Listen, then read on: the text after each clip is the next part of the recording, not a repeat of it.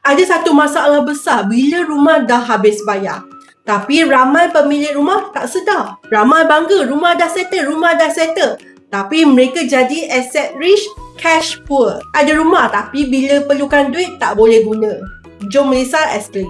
Rumah memang dah milik sendiri. Tapi bila kecemasan datang, cash flow kosong. Ini realiti ramai pemilik rumah. Setiap ringgit yang anda bayar kepada bank adalah duit yang anda tak boleh akses kembali. Contoh, jika anda guna simpanan 500 setiap bulan untuk 5 tahun, itu pembayaran sebanyak 25,000 untuk mengurangkan pokok. Memang best sebab anda akan bayar kurang faedah. Tapi apa akan terjadi jika anda perlukan duit untuk kecemasan? Seperti duit untuk pembiayaan medical expenses ahli keluarga, ataupun perniagaan perlu untuk cash flow, ataupun nak perlu bayar keperluan anak-anak, ataupun tiba-tiba perlu repair kereta. So, di manakah duit 25,000 yang boleh membantu tu?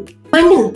Yap, semua dah kena kunci oleh bank. Kalau anda nak akses balik duit tersebut, anda ada beberapa pilihan. Satu, anda mungkin kena jual rumah. Kedua, anda mungkin kena buat refinance rumah. Ketiga, anda mungkin kena buat personal loan, tambah hutang lagi. Semua ini tidak ideal sebab anda akan hilang rumah ataupun kena buat hutang baru untuk akses balik 25,000 tu.